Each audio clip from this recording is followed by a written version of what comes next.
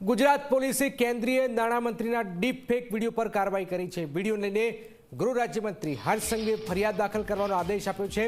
Ahmedabad crime બ્રાન્ચે Chirag Patel નામના શખ્સ સામે ફરિયાદ નોંધી છે। પોલીસે ફરિયાદ દાખલ કરી વધુ કાર્યવાહી હાથ ધરી છે। જીએસટી મુદ્દે નિર્મલા સીતારામનનો ડીપ ફેક વિડીયો હાલમાં સામે આવ્યો હતો। અનેક સવાલો ઉભા થયા હતા। ક્રાઇમ બ્રાન્ચે ચિરાગ પટેલ નામના શખ્સ સામે ફરિયાદ પણ નોંધી છે। અમદાવાદ શહેર પોલીસે પણ શું નકલી છે અને શું અસલી છે તેની પણ વાત કરીએ તો ઉદય રંજન અમારી સાથે જોડાયા છે। ઉદય, ચિરાગ પટેલ નામના શખ્સની સામે ફરિયાદ થઈ છે, શું વિગતો આ સમગ્ર મામલે સામે આવી રહી છે?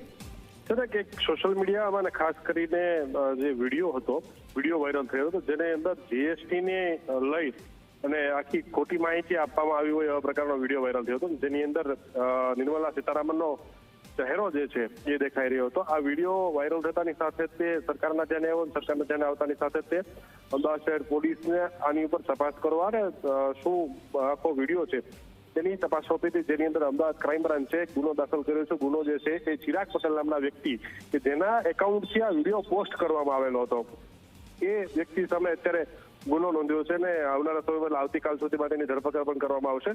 આ વિડીયો જે છે એ ફેક છે, એ વિડીયોની લિંક અને સાથે સાથે જે છે ઓરિજિનલ લિંક જે છે એ પણ પોલીસને તપાસમાં મળી આવેલી છે કે જેનો ઓરિજિનલ વિડીયો હતો એ કેવા પ્રકારનો હતો ને એને કઈ રીતે માફ કરી અને ડુપ્લિકેટ બનાવી અને સોશિયલ મીડિયામાં વાયરલ કરવામાં આવ્યો છે। આ સમગ્ર મામલે અત્યારે પોલીસે ફરિયાદ તો નોંધી લીધી છે। આ વ્યક્તિ કોણ છે તેને લઈને તપાસ શરૂ કરી છે। આવતીકાલ સુધીમાં ચિરાગ પટેલની ધરપકડ થવાના ભણકારા વાગી રહ્યા છે। બિલકુલ, આવતીકાલ સુધીમાં ચિરાગ પટેલ જેને આ સોશિયલ મીડિયા પર આ વિડીયો શેર કર્યો હતો એની ધરપકડ પણ થાય એવી શક્યતાઓ છે।